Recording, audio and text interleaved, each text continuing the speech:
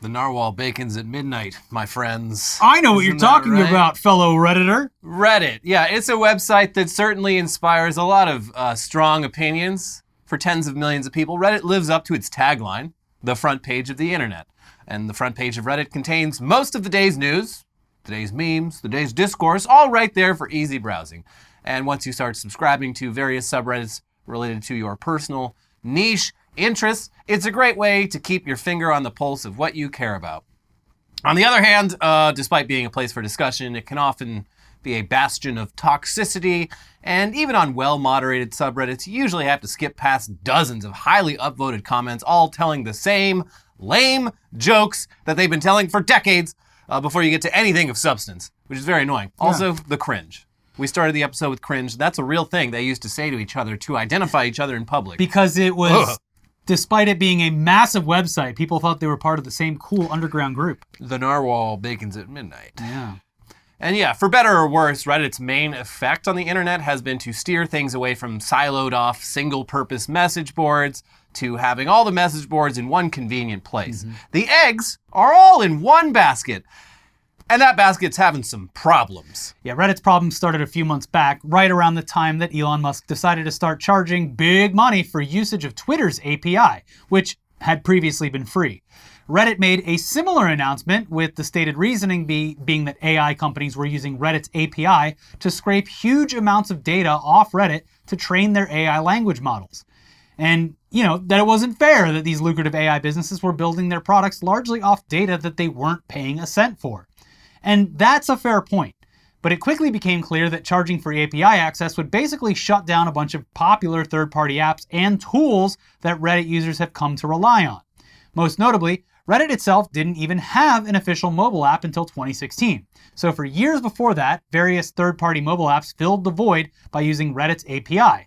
And even after the official Reddit app launch, many Reddit users have stuck with the third-party apps, which are in many cases arguably better than Reddit's official app. Yeah, and even the official Reddit app was built on the back of a third-party app that Reddit decided, we should probably buy this. Thanks for doing all that work. Yes. We'll take it from here. And now they're saying anyone with a third-party app, sorry, you owe us a lot of money for doing that thing you did, which pretty much you're the reason so many people use our website and can access it all the time. But now we'll take it from here, guys. Yeah.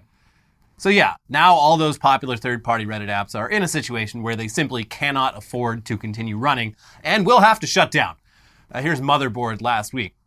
The developer of Apollo, one of the most popular third-party Reddit apps, announced Thursday that he is shutting the app down at the end of the month due to the astronomical charges Reddit is implementing that would make continuing the app financially untenable.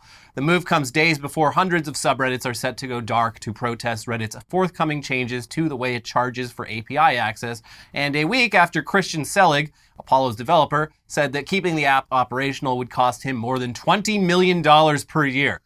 On July 1st, Reddit is set to begin charging developers for access to its API, which allows people like Selig to make third-party apps that people can use to browse, post on, and moderate Reddit without using the official app or desktop site. And at this point, it's worth clarifying what exactly an API is. And let's just quote directly from that Apollo developer's announcement, because he explains it well. Some people are confused about this situation and don't understand what an API is. An API, application programming interface, is just a way for an app to talk to a website. As an analogy, pretend Reddit is a bouncer. Historically, you can ask Reddit, could I have the comments for this post? Or can you list the posts in Ask Reddit? Those would be one API request each, and Reddit would respond with the corresponding data. Everything you do on Reddit is an API request. Upvoting, downvoting, commenting, loading posts, loading subreddits, checking for new messages, blocking users, filtering subreddits, etc. The situation is changing so that for each API request you make, there's a portion of a penny charged to the developer of that app. I think that is very reasonable, provided, that the price they charge is reasonable. Spoiler alert, it was not. Apollo's developer explains elsewhere in the post that the price Reddit is charging is not reasonable. 24 cents per 1,000 API requests does not really seem like that much, but Apollo makes 7 billion requests per month, which under the new system would cost $1.7 million per month, or around $20 million per year. Apollo simply cannot generate enough revenue to afford that, so it's shutting down. And so are a bunch of other Reddit apps that are in the same situation. And yes, from Reddit's perspective, giving away all their data for free forever, it's financially untenable. Sure, that's money they're just leaving on the table. But effectively shutting down millions of users' preferred method for accessing Reddit also seems like a bad financial decision, especially considering that it's not like these third-party Reddit apps were developed to get their creators rich. They were developed because the creators love using Reddit and wanted a better way to access it on phones because there was no official way to do that didn't suck ass. Also, Reddit isn't generating this content. Users are. And we'll get to that. Yeah, this underlines a key component of Reddit's lasting success. It is largely built on unpaid labor. And here's Motherboard again on that. In any conversation about Reddit's finances and business model, it's worth highlighting that Reddit gets an incredible and perhaps incalculable amount of financial value from moderators who help ensure that their communities, and by extension Reddit itself, are places worth visiting. Reddit's content moderation model, where the moderators are actual parts of their communities, has in some ways proven better than the content moderation models used by Facebook, Twitter, and YouTube, who rely on paid employees and contractors to apply network-wide rules to content on those sites. Moderators of any social media site, including Reddit, are at risk of being exposed to violent and disturbing content, burnout, and PTSD associated with the work that they do. Simply put, it does cost money for Reddit to serve its API to third-party entities. But Reddit also has a fundamental reliance on unpaid labor that few other social media giants have, and keeping its API accessible and free, or cheap, enables them to more easily do that unpaid work. So yeah, basically the real value of Reddit lies in its self-sustaining user base, the people who post, comment on, and most importantly, moderate Reddit's content. And the content is the entire reason anyone comes to Reddit in the first place. They don't come there because the network, the site architecture is pretty. It's not. It's hideous. No, they in come fact, there. I would assume that most use the old version of Reddit, which they kept around because there was such a backlash. Old.reddit.com. Yeah, but also, this is the exact same thing with Twitter having the audacity to charge its more prominent users for verification, considering those users are bringing eyeballs to the site. Yeah, or were. In both cases, it's just a very short-sighted way of looking at generating revenue, where it's like, yes, in the short term, this will add some numbers to your ledger sheet, but you're maybe not considering the effect it will have on the actual user experience and how that negative effect might undo any fucking money you make off of this change.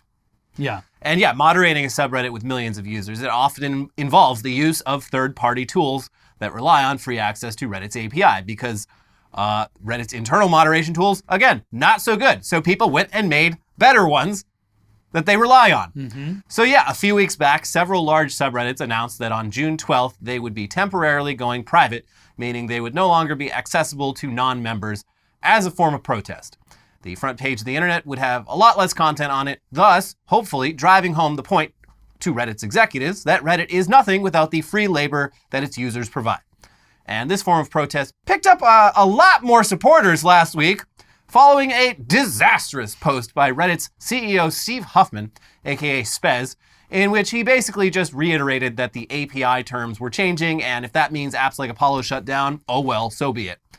More than 8,000 subreddits announced blackouts, and some announced that they'd, rather than just going private for 48 hours, they would probably just be doing so indefinitely until their concerns were addressed properly. Now, whether any of this is enough to send a wake-up call for Reddit to reevaluate this API policy, it remains to be seen. Reddit is looking to go public on the stock. Okay. They want to go public, baby. Are they not owned by Condé Nast anymore? No, they're independent. Wow. They spun off. That was a couple years ago, I think. Okay. Reddit is looking to go public on the stock market sometime soon. I cannot see that going well. No. How's BuzzFeed doing?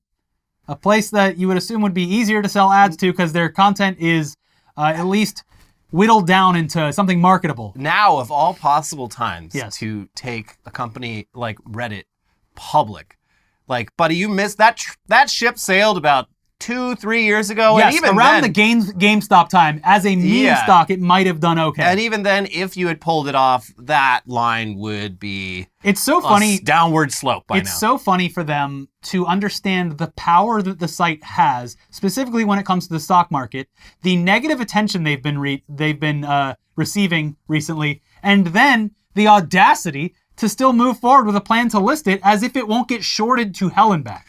Yeah. I mean, Reddit, again, a lot like Twitter. It's a product that is useful to a lot of people. It's popular, but it kind of inherently, what makes it good is also what makes it not something that is probably going to do too well as an investment. And that's okay. Not every product needs to grow infinitely. Especially because you would assume, I mean, a lot of the content on there is copyright infringement. I mean, and pornography. Sure. And so a publicly traded company, it would never be exactly what it was previously. Yeah. So good luck with that. Anyways, after 18 years as a private company and lots of venture capital funding, they want to go public. And so cutting costs and increasing revenue, it's the number one priority. Do you see the problem here? Do you see the problem with these public companies? But again, value isn't just profits and losses. During this blackout, Reddit has been a lot less valuable of a product to people who use it. Even if you don't use Reddit regularly or even have an account, you've probably clicked on Reddit links while searching for very useful information on Google. That is, I would assume, as far as mainstream access, the number one way that Reddit is accessed. Mm-hmm. Best headphones 2023, Reddit. Boom. Yeah. And it's like, here's a conversation. You find some subreddit of absolute freaks who like spend all day, comparing headphones and arguing about it, and you get a much more honest take on what you were looking for than really anywhere else. All the review sites are completely just, it's just full of fucking spam. It's filled with enthusiasts. Yeah. And as one perfect example, I was getting super into trying to get into vintage audio gear. I spent a couple hours on some subreddits and realized, not for me. No thanks. I don't have anywhere near the expertise nor the will to learn any of this stuff. I mean, if you really wanted to go down an even deeper rabbit hole than that, it used to be called Gear Sluts. I think they changed the name finally, but there's an audio gear forum that's been going for about 25 years, and it is very intense on there. Yes. It's crazy. But yeah, you've probably used it as a search engine for proper results, and that's why it is a successful scraping tool for AI. Yeah. Because people are asking Reddit questions, and they're getting the replies they want in an indirect way. It's real human AI conversation, at least the online version of that. Yeah, so you could see why that would be used like that. And by adding Reddit to the end of a question, you can avoid the AI lying to you. Yeah, or at least you can be... The SEO, Google search results. Google's bad these days. It's not good. It's horrible. The top, first page of results is going to be just garbage. So, Reddit does solve this somewhat. Yes. It's not perfect, but it's better than... Especially now that the AI-generated SEO clickbait crap is just crowding the internet. The good thing about it, too, is that when you go to one of the links that you try to answer your question with, you'll see multiple answers. You have a choice to look and see which one you think works. Threads. And then usually replies to say why that one works for someone else. Yeah. It's a useful tool. Mm-hmm.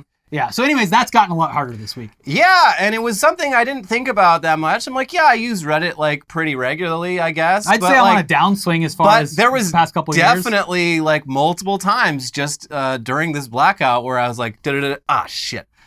I'd search for something on Google and the API results are still cached, so you click on them, but you can't actually see the posts. No mommy milkers for Elliot? No mommy milkers. Mommy milkers, Reddit. I did love, that was one of the fun things on Twitter where people were posting the most obscure, not that that's an obscure subreddit, but posting obscure porn subreddits. Oh, yeah. Who were standing in solidarity. It was amazing. So r/videos, r/movies, r/jokes, and r/vor. Men who'd like to dress like babies and be spanked. Yes. Anyway, nevertheless, Reddit still seems willing to bet on all of this blowing over, and there's some precedent to that. There's been several times when Reddit's entire user base has gotten very mad, and Reddit still kind of got their way. So here's The Verge. In an internal memo sent Monday afternoon to Reddit staff, CEO Steve Huffman addressed the recent blowback directed at the company, telling employees to block out the noise and that the ongoing blackout of thousands of subreddits will eventually pass. Huffman says the blackout hasn't had significant revenue impact and that the company anticipates that many of the subreddits will come back online by Wednesday. There's a lot of noise with this one, among the noisiest we've seen. Please know that our teams are on it, and like all blowups on Reddit, this one will pass as well, the memo reads. We absolutely must ship what we said we would. The only long-term solution is improving our product, and in the short term, we have a few upcoming critical mod tool launches we need to nail. Okay, so that's where things are now, and based on that email, it sounds like the subreddits who plan on staying dark indefinitely until their demands are met will be staying dark for the foreseeable future. If things continue on this path, that's great for Reddit's IPO, and they, I guess, potentially stand to make a lot of money on this, but that's all meaningless if Reddit fails to regain the trust of its users and moderators, who, again, produce all the content that gives Reddit its value and make it a website that people can actually use. There's been a lot of discussion and writing, specifically on Substack, about a lot of the publications in particular, but Reddit falls into this category in this sense of how they are operating and making money. Yeah. But the fact of the matter is that their parent companies are not happy with the amount of money they're making. Yeah. They're not only sustaining themselves, but they're actually turning a profit. But that profit Reddit's isn't enough to satiate the stockholders. Yeah, I think in Reddit's case, it's all bunch of VC firms in Silicon Valley that have been pumping money into them for a decade and like with the end goal of cashing out once they go public eventually. And it's just like, all right, so everything is doing bad in the tech sector. What do we still got here? Oh, Reddit. All right, so you're going public this year. How do you like the back? You'd have to imagine like the people that have been in charge of Reddit for a decade, like as well, are just like, when can I shed this website? I was supposed to be on vacation years ago. But yes, I mean, when you speak about it that way, it's also blatant that as soon as the second it hits the stock market, it's going to tank because all of these people are going to sell their shares to hopefully some idiot who will buy it at a price that they get their return on. It also just like as a stock, you buy a stock that has potential for massive growth. Like Reddit already grew. Its user base is not really ever going to get bigger than it is now. It's already a very popular website. So where do you go from there? Honestly, I think it's probably past its peak. Yeah, probably in a lot of ways. Although it benefits from being kind of the only website on the internet that does what it does. True. Yeah. Anyways, it's a weird thing to watch, having grown up and lived on the internet and hosting a show about it. I'm afraid the narwhal is no longer baking at midnight. That's true. Reddit originally rose to prominence in the wake of another popular website, Dig, collapsing after angering its users over what were relatively minor changes compared to what Reddit is doing now. So in the short term, this might all be great for Reddit's bottom line, but long term, this could be the beginning of the end for Reddit as the front page of the internet, and that would fucking suck. Yeah, it's bring back hyper-specific message boards on their own specific URLs. Yeah. And that's how it all started. Yeah. That's what the internet was for a very long time. We need to return to form. Although that would be outrageously expensive for anyone to host. And I mean, a lot of those are still around. Searching Google, you do sometimes end up on one of those more niche message boards that isn't Reddit, and they're very interesting. Oh, you still have an account on bodybuildingforums.com? It's funny, like, before Reddit, it was like bodybuilding.com. Something awful. Newgrounds. And like 4chan before it became like as shitty as it became. But those were really like the only general purpose. The original social media were, it was message boards that you could eventually have a profile on. Mm-hmm. So there were many. Yeah. But real shame. Real shame. Yeah. Probably witnessing at least this part of the death of the internet. Web 3.0, probably not exactly what a lot of tech bros thought it was going to be, but it's looking like a different landscape going forward. Web 3.0, when the web just starts to suck a lot more than it already did. But moving on to another popular website that is hell-bent on destroying itself, Twitter. Yeah. Like Reddit, Twitter was never perfect, but it always served a very modest purpose. That is, until certain people decided that the actual purpose of Twitter was to be the de facto town square of the internet, and therefore vital to the human race, and not just a place where people post 240-character samples of what's on their mind. It was a take website. You post your takes. Yeah. You read some takes. But no, this is the digital town square. And yeah, every decision that Elon Musk has taken in his quest to make Twitter the most important thing on the internet has served really only to alienate its core user base by filling everyone's feeds with shit that they don't want to see, ranging from simply posts you have no interest in from people you have no interest in to hate speech and scams.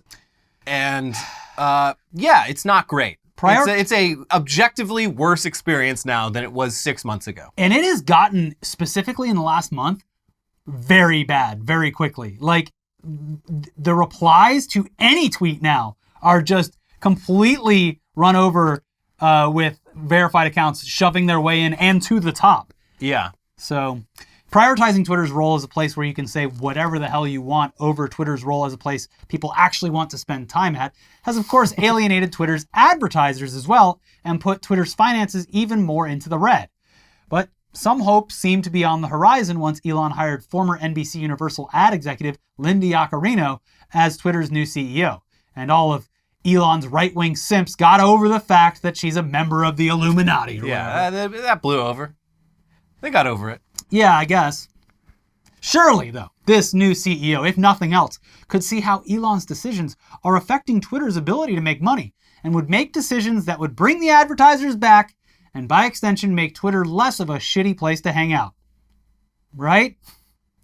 You know, or maybe she's just someone that Elon hired so that everyone yells at her instead of him. Could be that. Well, in her first email to Twitter staff, which she also shared via Twitter, which was smart because it would have leaked anyway. Yeah, it is weird, though, seeing it in tweet form. We're like, is she talking to me? But no, I guess she's talking to Twitter's staff, but she doesn't say anywhere that this was just her email to Twitter's staff. I love... It's like, we're all going to have to work real... Wait, you want me to work hard? She also has the ability to do it as one single tweet, but also recognizes how horrific that looks. I've clicked on one the other day. Was it the Lauren Southern one? Yes. That was a fucking novel. I was like, holy fucking shit. It just kept going. Yeah. And every reply was just like, I'm not reading all that. Good for you, or whatever sucks that happened. Yeah, literally no fucking way I'm reading that shit. Yeah. Whew. But yeah, Linda could have done that. She could have utilized one of the many benefits of getting Twitter Blue, which is unlimited character limit, apparently. But she did not, because she understands, at the very least... Ain't reading that shit. No. Anyways, let's see her big statement, her big plans for Twitter. Hopefully it's not just a bunch of word salad. Hello, Twitter. People keep asking me, why Twitter? So, I'll tell you. From space exploration to electric vehicles, Elon knew these industries needed transformation, so he did it. More recently, it has become increasingly clear that the global town square needs transformation to drive civilization forward through the unfiltered exchange of information and open dialogue about the things that matter most to us. Have you ever been talking with someone particularly insightful and thought, you're brilliant, everybody should get the chance to hear this? No. Or, I'm learning so much from you. Can we do this again? No. Or maybe it's as simple as, you should have the freedom to speak your mind. What? We all should. Enter Twitter 2.0. Have you ever been in a conversation with someone and then told them immediately after they were done speaking that they should have the right to speak? I just was. Are you listening to me? like the only context where where that shit makes sense is like someone, here, I'm going to tell you something really racist. And they're like, wow, that's pretty fucked up. We should tell the whole Starbucks what you just said. You should be less scared to say that racism. Yeah. It's a shame, the woke mob. Why are you keeping that all bottled up in there in your brain? It's like any normal situation, someone talks and you're like, okay, cool. Yeah. I'm not thinking about like what this implies about the state of free speech in the world. It's a weird way, as an opener, weird... Yeah. Also, just, again, hilarious because 99.9% of what's on Twitter is just... garbage. Just people's fucking thoughts. Just not really breaking any... The best in that, too, is like you can tell she was like dancing around saying the marketplace of ideas. Right. It was like it went every angle it could without directly saying, this needs to be the marketplace of ideas. But her statement continues... Twitter is on a mission to become the world's most accurate, real-time information source and a global town square for communication. We're on the precipice of making history. And that's not an empty promise. That's our reality. When you start by wrapping your arms around this powerful vision, literally everything is possible. What is she on? You have to genuinely believe and work hard for that belief.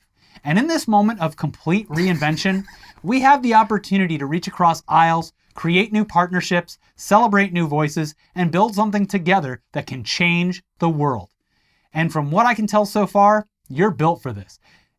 You can clearly tell that she was an ad executive at a media company because this sounds like an upfront speech. Absolutely. Yeah. This is the kind of bullshit that they spew to sell ads before shows on network television. Yeah. This is like she's pitching ads for like Abbott Elementary. Yeah, but even in that context, it's like, even if she gave this exact speech at like the upfronts, everyone in the crowd would be like, "Oh, okay, What lady." the fuck is she saying? Okay, I mean it's Twitter, like yeah, it's not we gonna all change have it. So yeah, she closed her message with, "So let's dig our heels in 4 inches or flat and build Twitter 2.0 together." That was a Ron DeSantis message.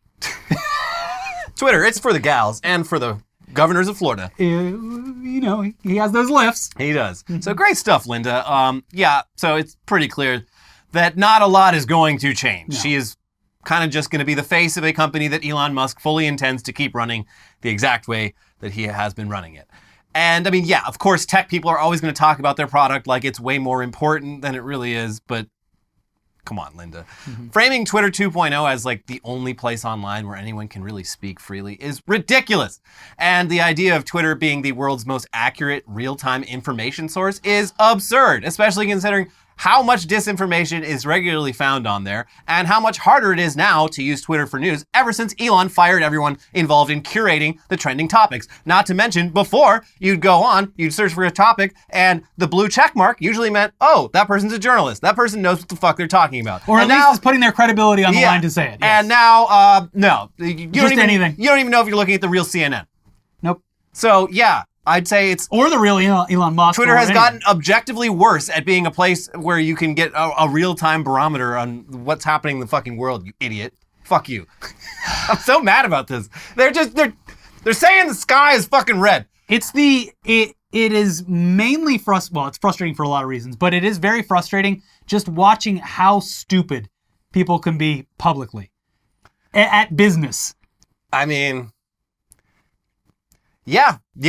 It is, especially, like, I mean, I think a lot of this is worn off, clearly, ever since this whole Twitter thing started. But, like, yeah, for the long time, it's like, well, it's Elon Musk. Of course he's going to do a great job at it. But then to come in 6 months later when he clearly has done a fucking garbage job at it, just be like, yeah, things are going great. We're going to finally realize Elon Musk's vision, which is definitely a coherent vision and not just his fucking ramblings in the middle of the night about freedom. Fuck off. It's maddening. You hate to see it. I genuinely do hate to see it because, like, for this job especially, Twitter used to be like the first place I'd look, and like that trending tab, you'd click on a topic, and someone at Twitter somewhere was like actually compiling like the top tweets about it. They'd even have like little bullet points. Like, it was very fucking useful for actually knowing what's going on in the world. And that does not happen anymore. Now it's just a trending list, and you click on it, and there's seemingly no algorithmic like sorting for it. It's just half the tweets have nothing to do with the trend you clicked on and just happen to have a word from that trend but are related to something else. I hate it. It's wild. It's upsetting. Anyways, in other Twitter news, they continue to lower expenses and maximize revenue through that one simple trick of simply not paying for things. Whether it's various third-party services that it relies on to keep the site running, or rent for its offices around the world, or contractually obligated severance packages for the thousands of employees who were fired when Elon took over. Just don't pay. Which is really rich coming from them because they're trying to charge everyone for everything else. Right. Yeah. And also because, I mean, Elon and his new fan base definitely would call you a fucking welfare queen if this was anyone else doing literal freeloader shit. But yeah, now we can add to that pile of things that Twitter's not paying for the hosting costs for the service that Twitter uses to fight spam and CP. You know what I can't even say what that stands for because it's that bad. COD points. No. No, it's not. COD points are good. This is the bad CP. Yeah. The illegal one. Here's Platformer. Twitter has refused to pay its Google Cloud bills as its contract comes up for renewal this month, Platformer has learned, leading to a high-stakes conflict between the companies that could result in Twitter's trust and safety teams being crippled. While Twitter hosts some services on its own servers, the company has long contracted with Google and Amazon to complement its infrastructure. Prior to Musk buying Twitter last year, the company signed a multi-year contract with Google to host services related to fighting spam, removing child sexual abuse material, and protecting accounts, among other things. It continues, the move has triggered a mad dash within Twitter to move as many services as it can off of Google Cloud before its contract ends on June 30th. But the project is running behind schedule, sources said, leaving the fate of several key platform defenses in question. Smite, a company Twitter acquired in 2018 that offers tools to stop abuse and harassment, is among the services currently running on Google Cloud Platform. It is now scheduled to be shut down June 30th, sources said, and it's not clear whether Twitter will attempt to migrate it to its own servers. If Smite went down, it would likely reduce Twitter's ability to achieve two of Musk's stated priorities, removing CSAM and bots. This week, an investigation from the Stanford Internet Observatory found that networks of CSAM buyers and sellers were operating in the open on Twitter. Ugh. So basically, a severely understaffed Twitter workforce has about 2 weeks to fully migrate these tools off Google Cloud and onto its own servers, or else things will get much, much worse than they already are, in ways that Elon Musk very specifically said they would get better. Seems about right. Best of luck to the people in charge of making that happen. It's a sad state of affairs. Yikes. Yeah. Yeah, just horrific all around. Anyway, we got lots more news coming up, but first, it's time to let you know that this episode is sponsored by Factor. Now that it's summer, you might be looking for wholesome, convenient meals for sunny, active days. Factor, America's #1 ready-to-eat meal kit, can help you fuel up fast with flavorful and nutritious, ready-to-eat meals delivered straight to your door. You'll save time, eat well, and stay on track reaching your goals. Too busy with summer plans to cook, but you want to make sure you're eating well? With Factor, skip the trip to the grocery store and skip the chopping, prepping, and cleaning up too, while still getting the flavor and nutritional quality that you need. Factor's fresh, never frozen meals are ready in just 2 minutes, so all you have to do is heat and enjoy. Then get back outside and soak up the warm weather. Looking for calorie-conscious options this summer? Try delicious, dietitian-approved calorie-smart meals with around or less than 550 calories per serving. Need an extra boost to support your wellness goals this summer? Try Protein Plus meals with 30 grams of protein or more per serving. Elevate eating at home with the new upscale Surf and Turf and Surf and Surf meal options like roasted garlic filet mignon and shrimp and Cajun spiced shrimp and salmon. Choose from 34 plus chef-prepared, dietitian-approved weekly options including premium ingredients such as broccolini, leeks, truffle butter, and asparagus. Plus, you can round out your meal and replenish your snack supply with an assortment of 45 plus add-ons, including breakfast items like the delicious apple cinnamon pancakes, bacon and cheddar egg bites, and potato, bacon, and egg breakfast skillet. Or for an easy wellness boost, try refreshing beverage options like cold-pressed juices, shakes, and smoothies. This June, get Factor and enjoy eating well without the hassle. Last night I had this roasted tomato and chicken with zucchini. Oof, that sauce was delicious. You simply choose your meals and enjoy fresh, flavored packed meals right to your door. Their app is one of the best apps. It's just very intuitive, very easy to use. And their meals are ready in just 2 minutes. No prep, no mess. Head to factormeals.com/newsday50 and use code newsday50 to get 50% off your first box. That is code newsday50 at factormeals.com/newsday50 to get 50% off your first box. Moving on now to AI news. I remember a little while back, we were all getting constantly disappointed by news about various famous people that we previously respected suddenly getting into NFTs. Thankfully, that's over, but NFTs have been replaced by AI as the hot new tech that everyone needs to get in on. And we regret to inform you that Paul McCartney is using AI to bring John Lennon back from the dead for one last Beatles song. He couldn't just let it be. He couldn't let it be. It was only a matter of time until something like this happened, but thankfully the headlines of the story are a lot more disappointing than the actual facts. Any form of AI necromancy is disturbing, but the details of how this is actually going to work at least makes it clear that this is not just Paul McCartney pumping some new lyrics into a John Lennon deepfake voice and calling it a new Beatles song. Still, look, people are only going to read the headlines. You've made a grave error here. Yeah, Paul. Here's the BBC with more. Sir Paul McCartney says he has employed artificial intelligence to help create what he calls the final Beatles record. He told BBC Radio 4's Today program the technology had been used to extricate John Lennon's voice from an old demo so he could complete the song. We just finished it up and it'll be released this year. Who's we? He explained. Me and the ghost. Sir Paul did not name the song, but it is likely to be a 1978 Lennon composition called Now and Then. It had already been considered as a possible reunion song for the Beatles in 1995 as they were compiling their career-spanning anthology series. Sir Paul had received the demo a year earlier from Lennon's widow, Yoko Ono. It was one of several songs on a cassette labeled For Paul that Lennon had made shortly before his death in 1980. Lo-fi and embryonic, the tracks were largely recorded onto a boombox as the musician sat at a piano in his New York apartment. I guess you could say I had a ghostwriter. All right, John, say the line about how Paul's the best Beatle, and the most handsome too. I got this box of tapes from Yoko, and John is talking into the boombox. In the background, you just hear, hey, hey, oh! It's, yeah. You ever see that live performance where the live audio engineer just turns, yeah.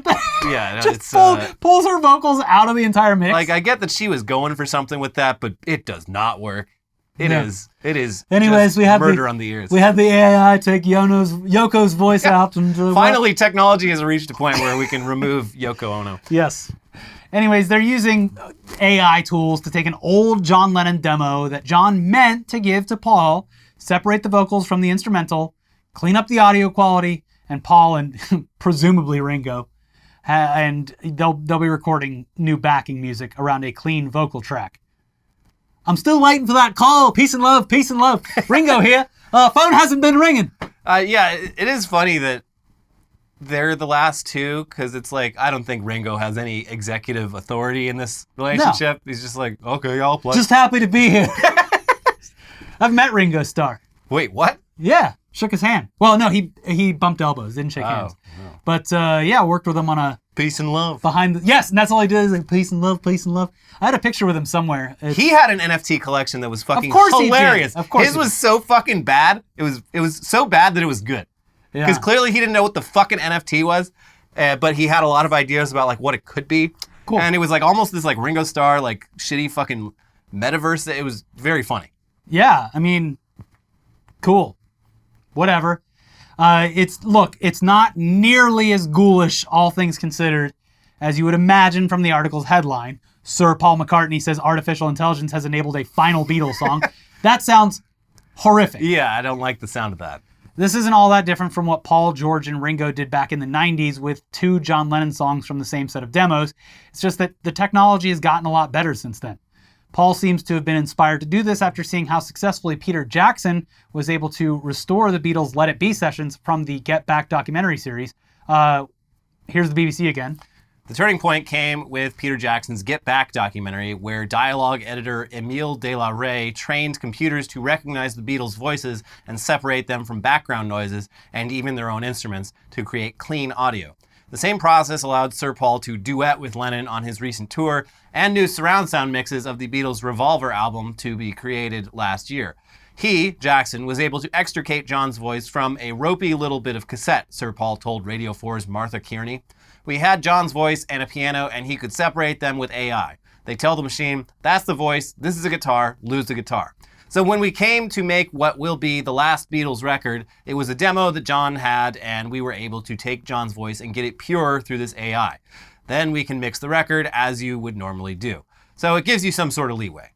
And if you've watched Get Back, especially compared to what the original footage looked and sounded like, it's a pretty great example of what AI is capable as an actual creative tool. Yeah, he did it. Didn't he use it with the same thing with the World War I movie? He made that one first. He took a bunch of World War I footage that was just like obviously not in great shape at all, and it's like fucking magic. Like they restored it. It's crystal clear footage, and the same with this Beatles documentary. Like there's just sort of Super 8 footage that was filmed and just kind of sitting in a vault for like 50 years, and it's amazing. It's like there's definitely parts where you can kind of tell something's a little off, but Yoko Ono's feet walk by.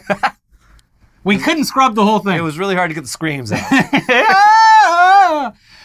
So yeah, it improves the source material without getting in the way of drawing attention to itself or being the entire reason that it's being promoted or something. Yeah, the AI aspect of Get Back was like, I don't think that was really, I mean, obviously if you looked into it, like how'd they do that? Yeah. There's a lot of interesting stuff, But in this use case, this isn't the thing that people are going, it's going to bring about the end of the world, please regulate right. us. Yeah, no, this is just a very useful restoration tool. Yeah. So look, in the case of one of the world's greatest musicians using his former bandmates' demos and some AI tools to get the band back together one last time, this seems fine. We do, however, worry about all the countless other famous musical acts whose master recordings are owned by people whose only motivation is money, because that's a very different situation with a lot of potential for some very ghoulish behavior. Yeah. I mean, in this case, it's Paul and presumably with the cooperation of Yoko and everyone else. The estate, yeah. But yeah, a lot of musicians from back then got screwed over, don't own their own shit. That shit is owned by people who don't give a fuck and are probably currently right now looking into ways. In a lot of cases, private investors. Yeah, it's not even record labels are very proactive about buying back all that stuff. But a lot of people, like there's someone that owns like a Michael Jackson mastered tape or something. Yeah.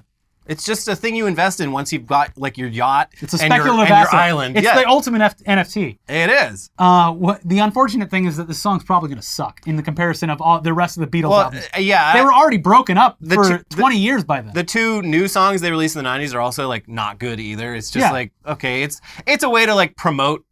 But I mean, they were promoting the Beatles anthology with that. I don't even know what this is for. This is just, I don't know. You don't need to do this. This doesn't need to happen. No, it doesn't. It's unnecessary, but it's not ghoulish. I guess it's just not going to be great. Yeah. So come on. Anyways, in other news, we haven't really talked about Trump yet today, and there really isn't a whole lot to report, except that he showed up to court. He got arrested for the second time in just a couple months. Yeah, pretty crazy. This man is racking up charges. And then, he whined about it at multiple campaign stops in multiple states where he insisted he did nothing wrong. And I mean, the only soundbite you really need is this little 3-second clip right here. I did everything right and they indicted me. Incredible. That's our boy. I think one of the funniest things is like his valet his valet is an old term, but his assistant is tied up in all this. Yeah, and the judge is like, do not talk about this case. You cannot talk to each other. And they went and got lunch together right afterwards. Yes. Pretty good. Yeah. But despite fears of another January 6th happening in Miami, that did not happen, thankfully. Just a bunch of weirdos driving around in circles, honking their horns and shouting at each other. Yes. The Republican 2024 primary continues, and Trump remains the front runner for now, though the GOP is clearly not putting all their eggs in one basket. They are diversifying their options just in case. Let's get Nikki Haley out here. We got Sweaty Ron. We got, I would love Sweaty Ron, Pudding Ron. Yes. We have all the Rons. I would love to have seen Chris Christie at that Ron DeSantis event, because if Ron was that bad, Chris Christie, my God. I don't know. Maybe he's just like one of those guys that can't sweat, like Prince Andrew. Yeah, he's filled with water weight. That's the problem. He can't sweat it out. Yeah, I mean, Chris Christie, is he even fat, or is it just a weird thing where he just carries water? Yeah, he's like a St. Bernard in that way. Yeah. He's just preparing for winter. If you get stuck, hibernation. He rolls down the hill and feeds you water. From where? We can't say. But let's get back to some AI news now, because of course there's more AI news. Yeah, speaking of bad things happening because of AI, a recent study looked into how increasing use of AI in the workplace is affecting human employees. And you might be shocked to hear this. Results, not great. Not great, folks. People not liking this. Here's Gizmodo. Even if AI didn't steal an individual's job, researchers found that those who simply used it regularly suffered from increased loneliness, insomnia, and increased drinking compared to the others in the study that didn't. Although employees physically were in the workplace, researchers uncovered that their loneliness was a direct result of their frequent interactions with AI, which eliminated the need for human contact. The study, published in the Journal of Applied Psychology, uses the example that previously routine activities, such as seeking a second opinion on a proposed solution for a client, can now be provided instantaneously and more accurately by an AI system. Therefore, more frequent interactions with AI may lead employees to feel socially disconnected from others, which should increase feelings of loneliness. So that's cool. I mean, it's not like the loneliness and other mental health issues were already a increasing huge problem in modern society. So this AI revolution that we're currently only a couple months into, it should be great for everyone. We are heading down the right path as a species. But yeah, that is, of course, if things continue on their current trajectory. There's recently been some very interesting research into what the AI situation might look like in just a few short years. And it turns out there might be a big problem right around the corner that could throw a big old wrench into the whole AI craze. And ironically, what might be AI's downfall is AI itself. Good. Oh my God. Be your own self. Here's VentureBeat. Now, as more people use AI to produce and publish content, an obvious question arises. What happens as AI-generated content proliferates around the internet and AI models begin to train on it instead of on primarily human-generated content? A group of researchers from the UK and Canada have looked into this very problem and recently published a paper on their work in the open access journal ArXiv. What they found is worrisome for current generative AI technology and its future. We find that use of model-generated content in training causes irreversible defects in the resulting models. The snake is eating its tail. It continues, specifically looking at probability distributions for text-to-text and image-to-image AI-generative models, the researchers concluded that learning from data produced by other models causes model collapse, a degenerative process whereby, over time, models forget the true underlying data distribution. This process is inevitable, even for cases with almost ideal conditions for long-term learning. Over time, mistakes in generated data compound and ultimately force models that learn from generated data to misperceive reality even further, wrote one of the paper's leading authors, Ilya Shumailov, in an email to VentureBeat. We were surprised to observe how quickly model collapse happens. Models can rapidly forget most of the original data from which they initially learned. In other words, as an AI training model is exposed to more AI-generated data, it performs worse over time, producing more errors in the responses and content it generates, and producing far less non-erroneous variety in its responses. So basically, it's sort of like how making a photocopy of a photocopy of a photocopy results in worse and worse quality, or like people who fuck within their own family. That's how you get the royal family looking like that. Oh yeah, this is it's the incest. The AI is fucking its sister. Yep. And it's going to look like Prince Charles soon enough. Yeah. Sorry, King Charles. Yeah. My mistake. Have some respect. So basically, that's what's happening. Just in the past few months, the internet has already been absolutely flooded with AI-generated SEO content. And any large language model that's indiscriminately scraping the web for training data is going to train itself, eventually, on AI-generated content. Then it's going to produce AI-generated content based on AI-generated content that's going to then get used as training data. Do you see where we're going for more AI-generated content? BuzzFeed is going to ruin AI because it's just going to be nonstop quizzes and stuff. This is very exciting. Yeah. The end result is an AI language model that does a shitty job impersonating human language because it's trained on data that wasn't produced by humans. So it will be just very exciting to see if this does in fact come true. But unfortunately, the study's authors are quick to point out that this won't affect existing LLMs like ChatGPT nearly as much as it affects any LLMs that are currently in the works. Yeah, but it does create a problem for adding new... You want up-to-date training data for the most part. Because ChatGPT, it's like, it literally doesn't know about anything up until like a certain month in a certain year. That's like when they stopped adding shit to it.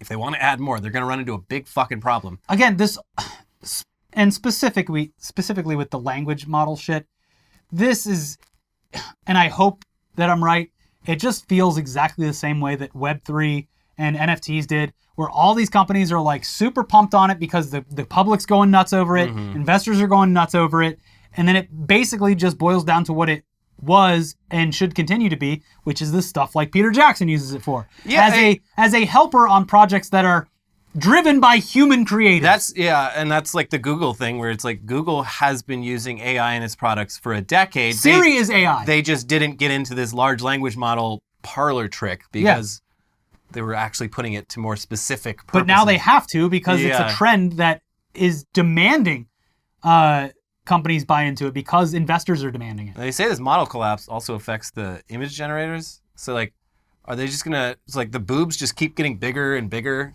It's like you ask for literally anything. It's like anime with like tits the size of a school bus. Yeah. Like, oh, those tits are too big, smaller, and then they just come back bigger and bigger and bigger. Like, what's happening? Well, it was trained off of all the smut you were making with Midjourney. That's what you get. There's a couple outlets that use AI thumbnails now, and it disturbs me every time I see it. Yeah. I'm just like, first of all, why? Second of all, it looks bad. Yeah, it's not good. Not great. Not great. A lot of not great, folks. But you know what else is not great?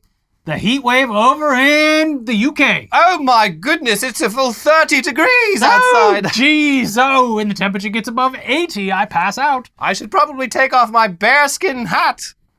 Oh, But what will the king think? You know King Charles' fingers are sweating. Oh my God. Those little hot dogs are roasting. Yeah. So if you want to see us make more fun of the British, please watch that episode. Ooh! And if you need an update on Trump and those orcas, and I believe we have an update on some orca news coming up. Things are happening. Things are fucking happening. They are unionizing in the ocean. Yeah. It is crazy. So for the next story, you'll need to get caught up to speed on the previous orca story, which you can do by clicking the videos over there. Please like the video, hit the like button, confetti sprays out, everybody's happy. Leave a comment, reply to a comment, engage. There, in a comments last time, on the last episode, someone was like, wow, I just found out about this channel. You guys have so many videos for me to catch up on. And people were rightfully commenting back and saying, wow, hitting the like button and engaging actually works because people are now finding the channel. That's right. You did your part. We hate saying it over and over again, but it works, so we have to. Anyways, videos are up there now. We'll see you soon. Bye-bye. Bye.